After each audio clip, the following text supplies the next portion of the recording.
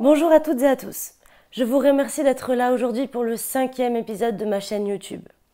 Ce 5e épisode va parler de l'enfance de la victime du pervers narcissique.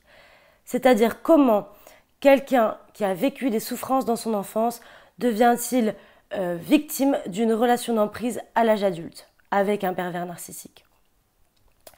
Il se trouve que Jaspar et Al, dans leur article « Reproduction et résilience », que je vais vous mettre en lien dans la description de la vidéo, parle du fait qu'une femme sur deux ayant vécu des sévices dans son enfance va être victime de violences physiques dans sa vie d'adulte, contre une femme sur 10 n'ayant pas vécu de difficultés dans son enfance. Donc finalement, on peut constater qu'il y a un fort taux de reproduction des schémas familiaux d'une personne qui va vivre ensuite sa vie d'adulte. Donc c'est pour cela qu'on dit que les parents sont responsables du développement physique et psychique de leur enfant et que si l'enfant est maltraité, alors il aura un développement physique et psychique altéré. C'est pour cela que les parents jouent un rôle très très important dans la construction de leur enfant et que si l'enfant est maltraité, il y aura forcément des conséquences très délétères. On peut voir que lorsqu'une personne a affaire à un conjoint ou une conjointe pervers narcissique, c'est parce qu'il y a eu des relations familiales plutôt délétères. J'entends par relations familiales délétères, ça va être les deux parents ne sont pas pervers narcissiques, mais exercent en revanche une sorte d'emprise, une sorte de contrôle sur leur enfant. Ensuite, on va avoir le cas de figure où un des deux parents est pervers narcissique et le dernier cas de figure, c'est lorsque les deux parents sont pervers narcissiques. Lorsque un des deux parents est pervers narcissique, l'autre va être en grande difficulté également puisqu'il aura peur pour sa propre vie et donc se battra constamment pour survivre contre les violences qu'il subit au quotidien. Ce qui fait que l'enfant sera plutôt déséquilibré puisqu'il aura un parent duquel il subira des violences et l'autre qui essaiera de temporiser à peu près les violences que peut subir l'enfant, mais aussi les violences qu'il peut subir lui également. Donc finalement, c'est à peu près comme dans les relations conjugales, les violences que peut subir l'enfant de la part du parent pervers narcissique, puisqu'on a des violences psychologiques, verbales, physiques, sexuelles et économiques. Bien sûr, toutes ces violences peuvent être employées ou seulement certaines. Comme je l'ai dit dans ma précédente vidéo, le 4e épisode de ma chaîne YouTube. Je vous invite donc à aller le visionner si jamais les violences du pervers narcissique vous intéressent et si vous voulez mieux comprendre les agissements du pervers narcissique. Je vais surtout m'intéresser dans cette vidéo aux violences sexuelles, puisque bien sûr elles sont différentes entre un adulte qui subit des violences sexuelles de la part de son conjoint pervers narcissique et un enfant qui subit de la part de son parent pervers narcissique. En effet, ici, je vais vraiment traiter et m'attacher à expliquer l'inceste et ses enjeux pour l'enfant et bien sûr pour sa vie d'adulte future. L'inceste, donc je vais donner une définition de Muriel Salmona. L'inceste recouvre les attouchements, les jeux sexuels, la pénétration, le viol. Donc l'inceste pour elle, c'est un acte d'une violence inouïe qui est exercé par un membre de la famille.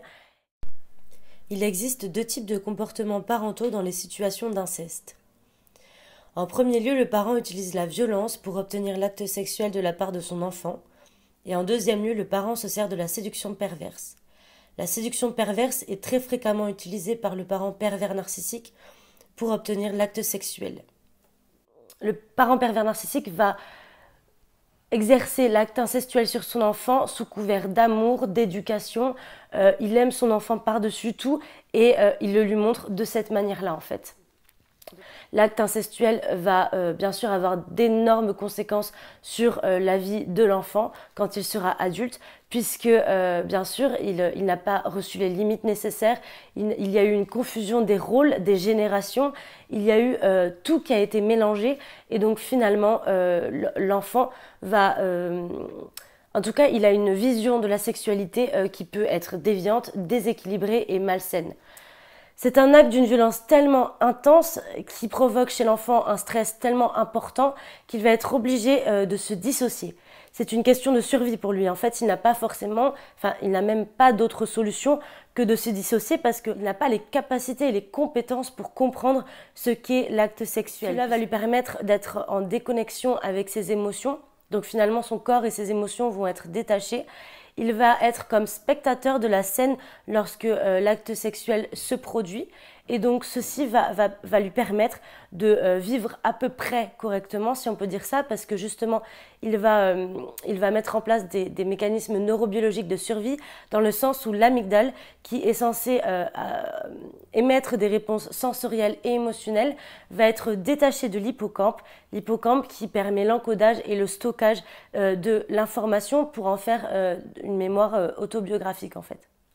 Donc finalement, ces deux structures étant déconnectées l'une de l'autre, ce qui fait que l'événement va rester dans l'amygdale et donc va être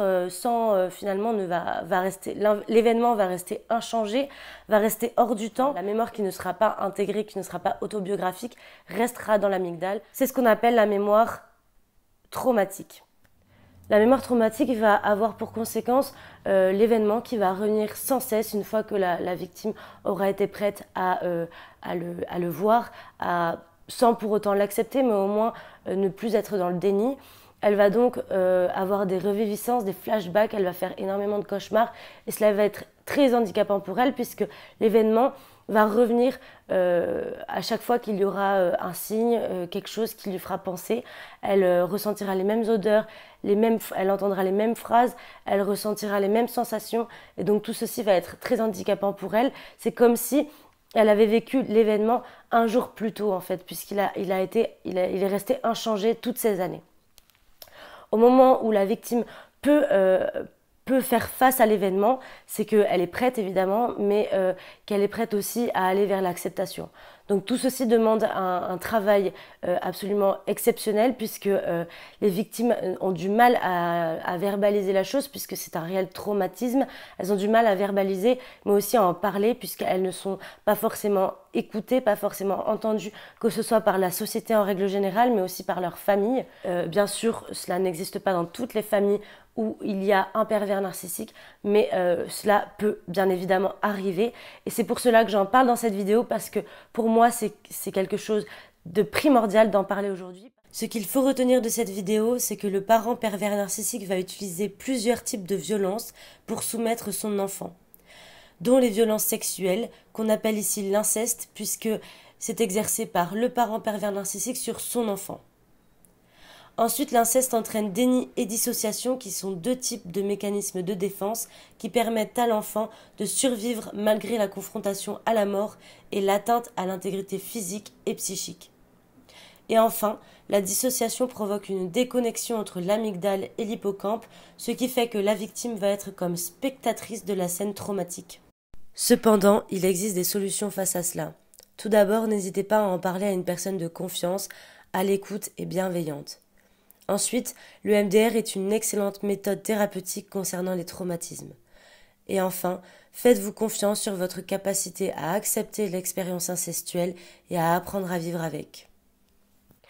Voilà, donc je vous remercie infiniment d'avoir écouté ma vidéo et je compte sur vous pour vous abonner à ma chaîne YouTube si ce n'est pas déjà fait, à mon compte Instagram sur la page marie.lorcher.pro, à mon compte Twitter @lorchermarie et à très bientôt pour un nouvel épisode.